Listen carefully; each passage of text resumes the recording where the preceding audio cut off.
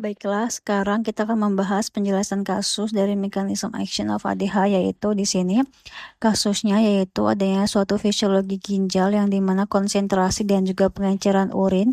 Skenario yaitu ahli fisiologi ginjal sedang meneliti bagaimana status hidrasi mempengaruhi mekanisme konsentrasi dan juga pengenceran urin pada manusia.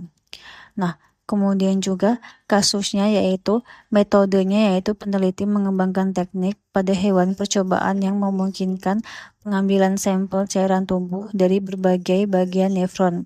Temuan didapatkan sampel cairan tubulus dengan osmolaritas 110 miliosmolaritas per liter. Hewan tersebut telah menjalani deprivasi air selama 12 jam. Diasumsikan fisiologi hewan tersebut sama dengan fisiologi manusia. Nah, di sini pertanyaan dari bagian nefron manakah cairan tubulus tersebut paling mungkin diambil, yaitu cairan D. Nah, dari penjelasan kasus yaitu di sini inti sosial yaitu dehidrasi atau water deprivation menyebabkan tubuh mengeluarkan ADH atau antidiuretik hormon dari hipofisis posterior. ADH bekerja pada reseptor V2 di collecting duct memasukkan aquaporin 2 ke membran sel, menyebabkan air mudah keluar dari tubulus ke darah, menyebabkan juga urin menjadi lebih pekat.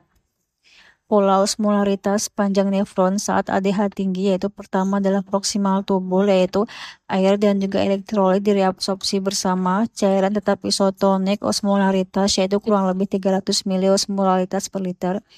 Dua yaitu descending loop of Henle permeable terhadap air, yaitu menyebabkan air keluar ke medula. Kemudian juga cairan menjadi semakin pekat sehingga osmolaritas bisa naik sampai 1200 miliosmolaritas per liter.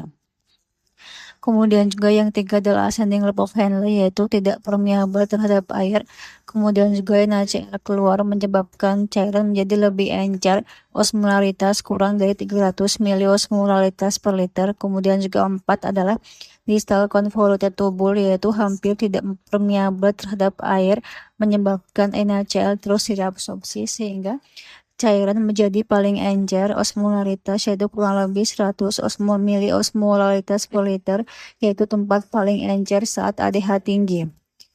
Nah, 5 adalah collecting duct atau ADH tinggi. ADH ini membuat collecting duct permeable terhadap air, yaitu air keluar karena medula sangat hipertonik, menyebabkan urin menjadi sangat pekat, yaitu osmolaritas bisa mencapai 1200 miliosmolaritas per liter.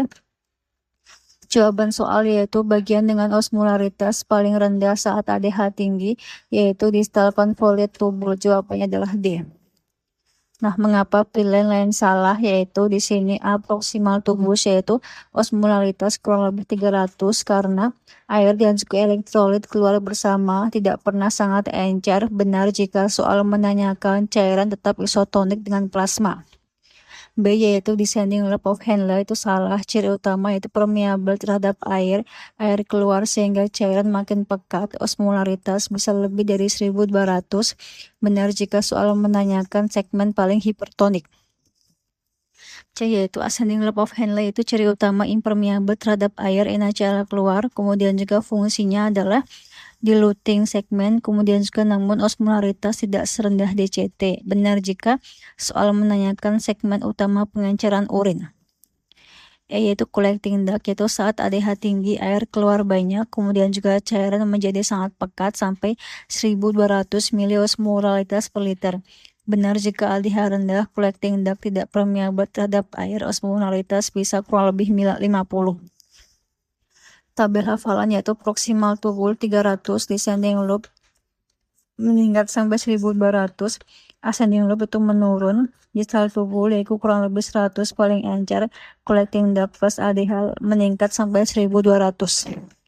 Kalimat hafalan adalah ADH tinggi, urin pekat, dan juga bagian paling encer adalah distal convoluted tubule.